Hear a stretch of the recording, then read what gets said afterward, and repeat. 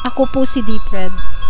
Samahan niyo po akong tuklasin ang bumabalot na misteryo at hiwaga sa mundong ating ginagalawan. Dito, sa Dipred Mystery Files.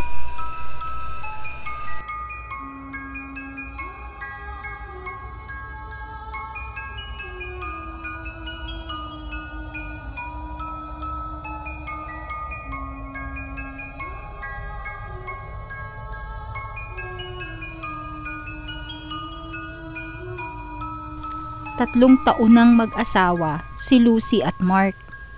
Ngunit hanggang ngayon ay hindi pa din sila nagkakaanak. Grabing pressure na ang nararamdaman niya, lalo na kapag nakakarinig siya ng mga masasakit na biro galing sa kanilang mga kaibigan. Katulad ng, "Sino ba kasi ang baog sa inyo? Bugok kasi ang similya ng asawa mo. Siguro isinumpa kayo kaya hindi kayo magkaanak."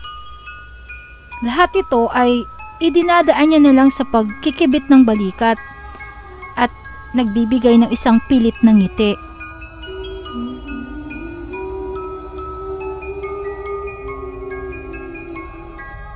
Hindi maalis ni Nika ang kanyang mga mata sa iniregalong singsing sa kanya ng asawa.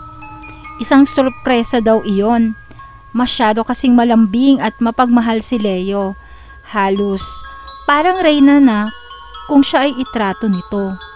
Magtatatlong taon na din silang mag-asawa at ilang beses na din siyang nagdalang tao. Ngunit kada sasapit ang ikatlong buwan ay naaagasan ang babae.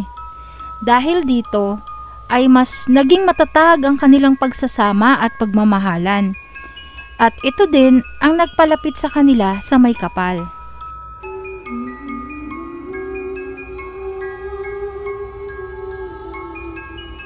Kagaya ng nakagawian, ay gabi na umuwi si Mark. Pagbukas niya ng pinto ay nagulat siya. Dahil nadatnan niya ang kanyang asawang gising pa at umiinom ng alak. Isang ngiti ang ipinamalas nito sa kanya. "Mahal, andyan ka na pala. Halika at suluhan mo kahit konting lagok lang. Nagpapaantok lang ako." Wala namang nagawa ang lalaki at napilitan na ding umupo sa tabi ng babae. Ang babae naman ay pandalas na kumuha ng isang baso at sinalinan din ng alak. Pagkatapos ay iniabot sa lalaki at nagumpisa na silang magkwentuhan. Mga 3 salin sa baso nilang pareho ay tipsy na silang dalawa. Hanggang sa pagsalin muli ng alak ni Lucy sa baso ng asawa ay sinadya niyang matapon ito sa suot nitong damit. Mabilis namang kumilos si Lucy at humingi ng paumanhin. Tinulungan niya ang asawang hubadin ng damit.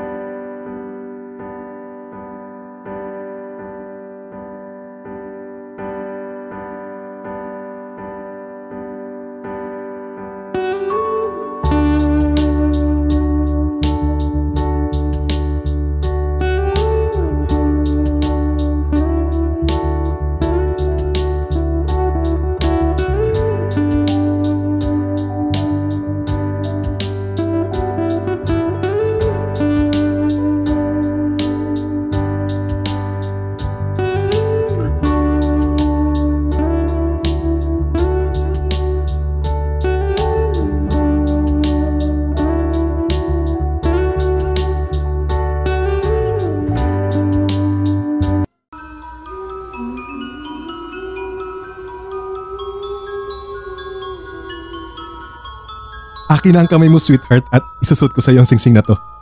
Nagandahan ako at alam kong babagay sa ito. Kaya hindi na ako nagdalawang isip na bilhin sa isang auction sa pawn shop sa tapat ng opisina namin. Mahabang sabi ni Leo sa babae. Habang nakangiting isinusuot ito sa daliri ng asawa. Isang mahigpit na yakap naman ang isinukli sa kanya ni Nika. Pagkatapos noon ay maghawak kamay pa silang pumunta sa kusina at nag-umpisa ng maghapunan.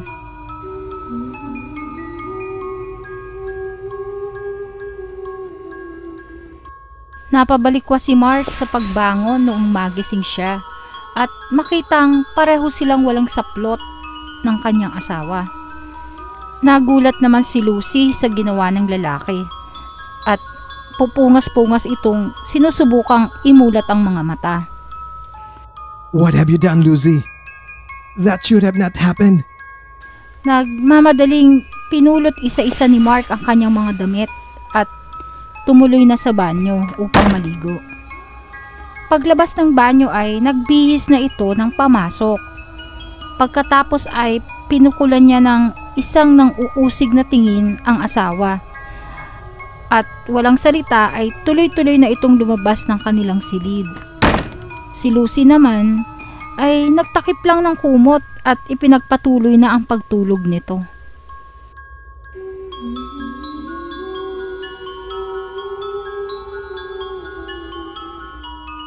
Matapos kumain ng hapunan, ay naglinis na ng katawan si Nika at bago humiga sa tabi ng asawa ay ipinatong sa tokador ang singsing na bigay nito sa kanya.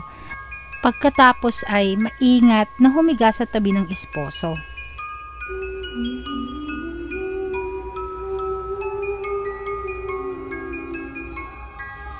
Dahil sa nangyari sa kanilang iyon ng kanyang asawa, ay naging sibil na lang ito sa kanya.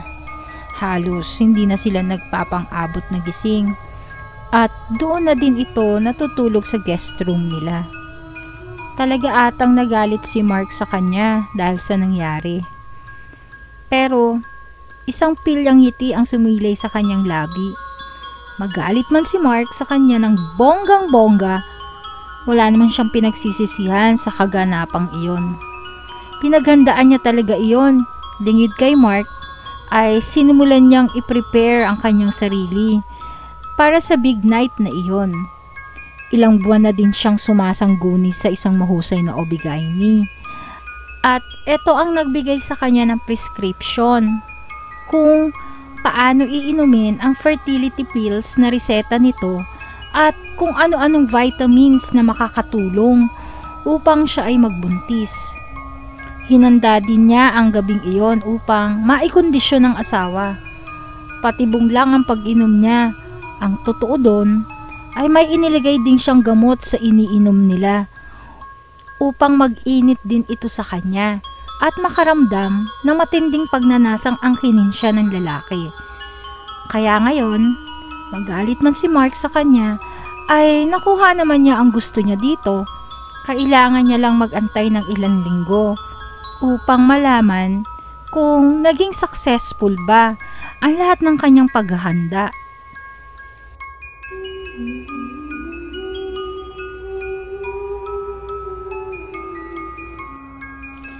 Nakahalumbabang nakaupo si Nika sa ibabaw ng takip ng kanilang inidoro habang inaantay ang magiging resulta ng pregnancy test kit na binili niya. Pagkatapos ng ilang minuto ay napasimangot ito nang makitang isang guhit lang ang lumabas dito. Isang malalim na buntong hininga lang ang nagawa nito pagkatapos.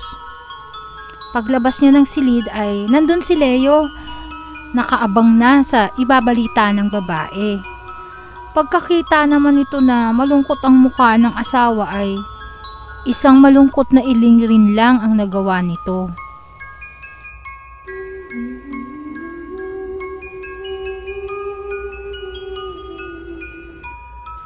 Makalipas ang isang buwan ay excited na nagpunta si Lucy sa kanyang OB-GYN upang magpa-check up kung may kinahinatnan ba ang lahat ng kanyang paghahanda. Pagdating sa clinic ay inasikaso naman siya agad ng nurse ng kanyang doktora. Inabutan siya nito ng isang pregnancy test kit at itinuro ang CR.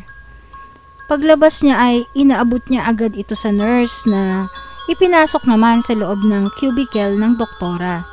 Siya naman ay umupo sa may gilid ng lamesa ng nurse at nagbasa muna ng magazine na nandoon.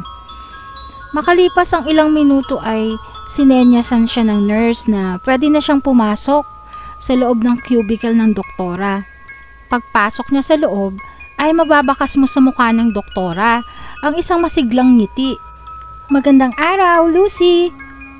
Panimula ng doktor sa kanya. Pigil hininga naman si Lucy habang nakikinig sa mga sasabihin ng doktor. Congratulations, Lucy! Positive ang result ng test mo. Ngayon, bibigyan kita ng baby book mo at basahin mo na lang ang mga tips doon, ha? Gamitin mong guide para hindi ka gaano mahirapan sa pagbubuntis mo. Bibigyan na din kita ng reseta para sa vitamins mo at ng baby mo. At saka, request para makapagpa-ultrasound ka na at dalhin mo na lang ang result sa next check-up mo, okay? Base dito sa record mo sa akin ay 4 weeks na ang baby mo.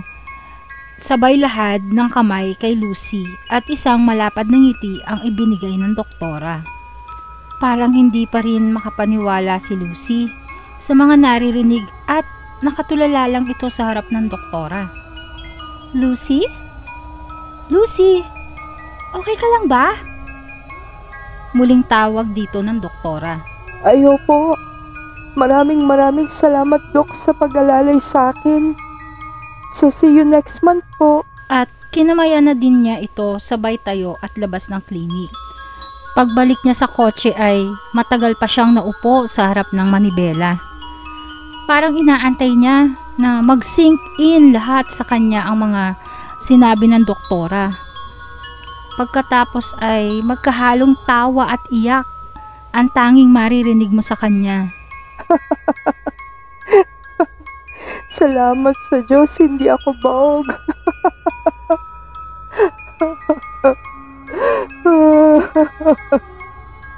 Hindi ito dapat malaman ni Mark. At bago niya pinaandaran sa sakyan pa uwi sa kanila, ay may nabuo na siyang plano.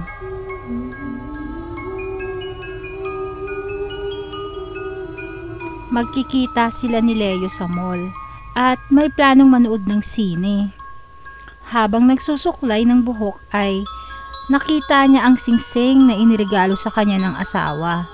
Gandang-ganda pa din siya dito, kung kaya't isinuot niya ito at sinabi sa sariling hindi na niya huhubarin. Naging masaya naman ang gabing iyon para sa kanila. Hindi pa din nagbabago si Leo. Mapagmahal, maalalay, at palagi pa ding may pagsuyo ang mga kilos nito. Sobrang napakaswerte niya dahil wala na atang lalaking ganito ngayon sa panahong ito. Lahat din ng kaibigan niya ay naiinggit sa kanya dahil nga sa nakikita nilang pagmamahal ng lalaki sa kanya. Makalipas ang 1 linggo ay laging masama ang pakiramdam ni Nika. Kahapon, habang namamalengke siya, ay biglang nagdilim ang kanyang paningin. Inakala niya namang dahil ito sa sobrang init sa loob ng pamilihan. Ngayon naman ay parang naduduwal siya at nangangasim ang kanyang sikmura. Kung kaya ipinasya niyang mahiga at matulog na lang maghapon. Bandang tanghali ay pumunta siya sa banyo. Magbabawasan na siya ng laman ng kanyang pantog. Nang bigla niyang makita sa nakaawang na cabinet ang isang hindi pa nagagamit na pregnancy test kit. Kung kaya, kinuha niya yon at pinatakan ng kanyang ihi. Halos lumuwa ang kanyang mga mata nang makita niyang 2 guhit ang lumabas dito. Parang hindi siya makapaniwala na 2 guhit ang lumabas dito. Dahil noong nag-test kit siya nung 1 linggo ay 1 guhit lang ito. Expired na ba ang pregnancy test kit na nagamit niya ngayon? Kaya pagbalik sa kama ay dali-dali niyang tinawagan ng asawa at sinabihang itong, "Hello, sweetheart. Bili mo naman ako ng pregnancy test kit. Mga 2 piraso ha. Please." "Ay, gawin mo na palang 3. Nagtataka man ang lalaki sa kabilang linya ay umuo na lang ito. Nagmamadaling pumasok sa banyo si Nika pagdating ni Leo. Halos hablutin nito yung supot ng drugstore kung saan nakalagay ang pregnancy test kit na pinabili niya dito. Nagsisigaw sa tuwa ito nang lumabas at ipakita kay Leo na positive lahat ang test kit. Nabigla man ay walang pagsidlan ng sobrang katuwaan si Leo, kung kaya't nahalikan at nayakap niya ng mahigpit ang asawa.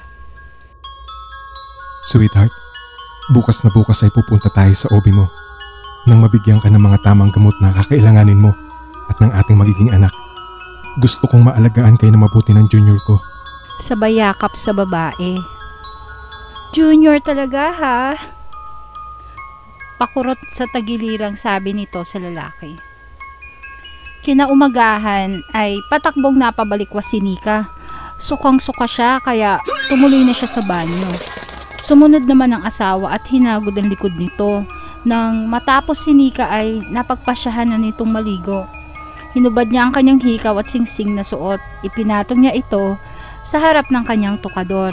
Habang nagbibihis si Nika ay si Leo naman ang mabilisang naligo.